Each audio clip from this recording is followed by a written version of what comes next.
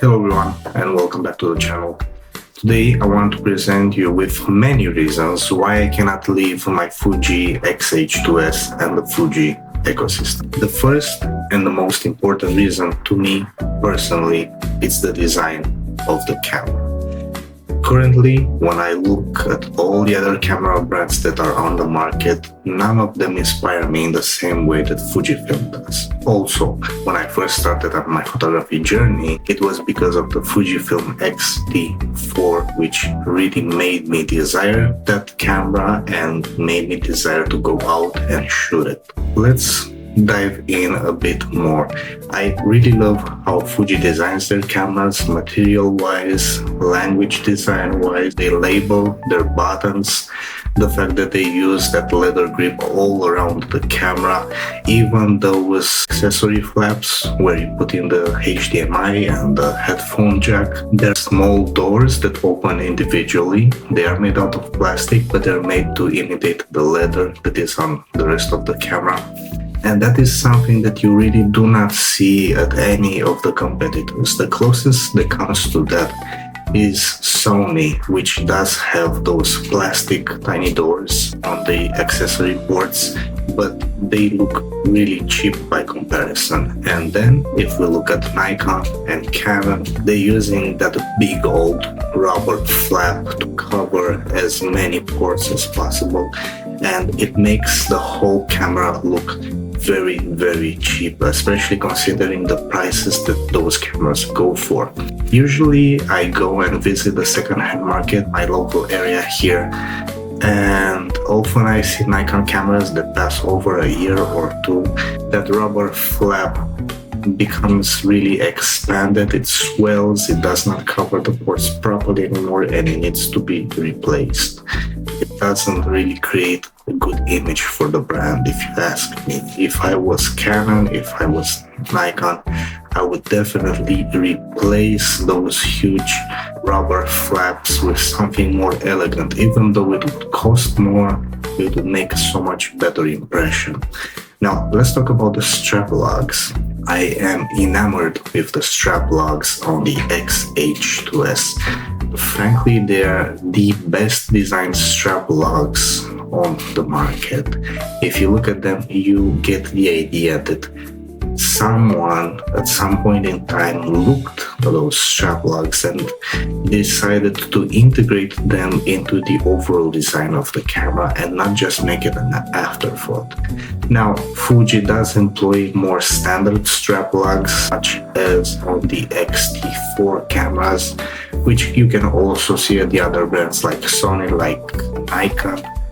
And they're those triangular ones, and they're okay, but they do tend to make sound from time to time, which you might not want. Also, if you look at Canon, for example, on the R5, the R6, they have a similar in idea to the X-H2S, but they look very cheap. They actually remind me of the strap lugs that I had on my entry-level Nikon D5300, and it just creates like a bad image for me. Let's talk about the LCD screen that is placed on top of the camera. Canon does it, but if you look at any reviews for the Canon R5 or the Canon R3, you always notice that when people try to change the modes, the way that they're scrolling on that small LCD screen is always very laggy. Doesn't give a good impression, especially for the prices of those cameras. On the Nikon end, they also have those tiny screens, and they're definitely more responsive. They're bright, they're pretty nice, but they have that black bezel around, which makes it seem like it's an afterthought, although I'm definitely sure that it's not. On the Fujifilm side, you can definitely tell that the designers and the engineers paid more attention to how that screen integrates in the whole of the camera, because it doesn't have those black ugly bezels. Another reason why I cannot switch from the Fuji ecosystem, and that is the cheap third-party lenses. Let me tell you what lenses I'm currently using. My main lens is the Tamron 17 to 70mm f2.8. Amazing lens, huge range, stabilized, great for taking pictures at events, for traveling, great for video. It's a great all-around lens. I am also using the Viltrox 75 f1.2. This is an amazing lens because it's perfect for portraits. It has amazing sharpness. It doesn't have any chromatic aberration. It is well made. It is weather sealed. Maybe the only minus is that it's a bit heavy, but it's an f1.2. I also got the Viltrox 27mm f1.2, which is filming me right now. This lens, I only got it because I already had a 75mm f1.2. I'm not really enamored with wider lenses, although you cannot really call it wide. It's the equivalent of a 40mm in a full frame lens. Nonetheless, I do like the flexibility of a zoom, but I got it just to have it in my collection. And my final lens is the Viltrox 40mm f1.4. I really like this lens. It's good for taking landscapes. It's good for vlogging. The only minus that I find with it is that it's not weather sealed. It doesn't even have a rubber gasket around the rear mount. But it is pretty light and compact for what it is. And the lens hood is probably the golden standard for all lens hoods. You should really check it out.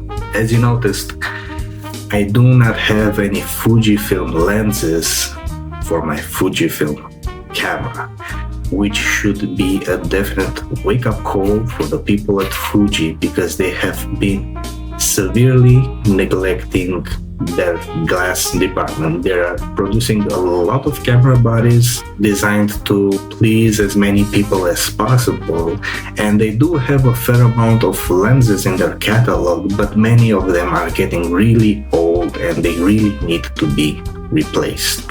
So Fuji, if you're hearing this, we're waiting. Next, and this is something that I thought that I would not like. Previously to having the X-H2S, I had my X-T4, which has 2 SD card slots, and I was totally okay with that. Then I saw a great offer on the second-hand market for the X-H2S, and even though I was very hesitant because I didn't like the idea of having a CF Express type of B slot and having to invest in a new card memory format, nonetheless I bit the bullet because the price was great. And after I got it, I did a bit of research and I found out that you can get these tiny small aluminum adapters inside which you can place an SSD drive. So I bought a 2TB cheap Western Digital SSD and placed it in this enclosure. And then I put it in my camera and poof, now I have almost unlimited storage for my camera. 2TB is more than you're ever going to need. I use it as a backup drive and I never have to worry about running out of memory ever again, especially when traveling, when you don't really want to change cards in a busy place and stuff like that. Now, why am I making this video? There's a reason behind it. And it all started with the firmware 6.0 for the X-H2S. And that is when Fuji really dropped the ball with their autofocus. Now, Fujifilm cameras aren't really known for being great at autofocus. They're decent. You have to learn how to use them properly in each situation and you'll be fine. But firmware 6.0 really broke things and the camera wasn't really doing its job very well. And that is when thoughts started coming into my mind about switching to a different ecosystem. Being that I was on Fuji and the autofocus was the weakest part of the camera, naturally I thought the camera brand that had the best autofocus, that being Sony. And Sony just launched the A7C II, which is a compact camera. It can be great for traveling, it can be great for street photography. So I said to myself, this might be a great option.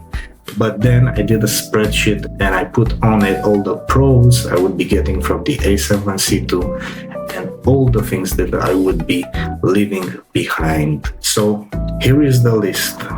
First, the A7C II has only one card slot and it's an SD card slot. So my newfound love for that 2TB CF Express Type B, I would have to give it up. Second, for events, the XH2S can go up to 250th of a second shutter speed for flash. The Sony can only go to 1/60th of a second, and that is probably because of the front curtain shutter that it has. It doesn't have a full mechanical shutter like the XH2S. Now, something more insidious that you would not think about. On my XH2S, I shoot lossless compressed files, meaning that my files are at half the size that they would be if I would be shooting in an uncompressed format. And that is great. But the Sony a7C II has more megapixels, which means that the files are naturally bigger. If you shoot on the Sony at 10 frames per second, you cannot shoot in any compressed RAW format, meaning that you're going to get more than double the size per file compared to the Fujifilm. Now you can get compressed on the Sony as well, but you have to lower the frame rate at 7 frames per second or lower. And that is something that you don't really think about unless you put it down on paper and you start analyzing each and every spec. And that to me is a great disadvantage because I don't really like to buy storage all the time. Next, let's talk about Sony design language. We all know that Sony does not have any soul, if you will, in their cameras. Now, they are great cameras, they do their job really well, but they don't have any sort of aesthetic appeal. And since we're talking about this, I'm willing to go there and say that maybe Fujifilm would not even exist as an interchangeable camera system if it wasn't for their incredible design. Be it on the XH2, XH1, XT4, they all look great and people are really desiring that. Another minus for the Sony a7C II is the fact that it lacks a joystick. Now, the XH2S does have a joystick and it's by far not the best in the world, but it does have one and I rather have it than not have it at all. Sony cameras are notorious for having very bad LCD screens. Only Sony camera that has a better one, from what I have seen online, is the a7R5 and probably the A9 Mark III. Also, another thing that I don't really like on Sony bodies, on the back of the camera, they like to put a lot of labels, C1, C2, C3, C4. Do you really need to know that it's C1, C2? Can't you just customize them by sight? On the Fujifilm side, you have a lot of buttons that are unlabeled, and the other buttons that are labeled, they're labeled on the button itself and not on the side like they do on Sony, and it looks so much more elegant and pleasing. And also, last but not least, the a7C II has that small lever where you switch between photo mode, video mode, and slow motion mode.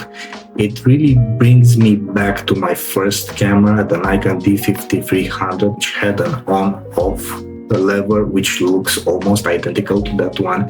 So that really seems like a downgrade in my weird mind. I don't know, guys. This is just me. I guess I'm a bit superficial. Maybe I got into photography for all the wrong reasons, but I am enjoying it at the moment. And I just want to hear your opinion. How much do aesthetics play in your choice of camera? Do you agree with the things that I say or not? Maybe I'm just crazy. But let me know down below. Maybe give me a like if you made it all the way here and a subscribe. And I'll see you guys next time.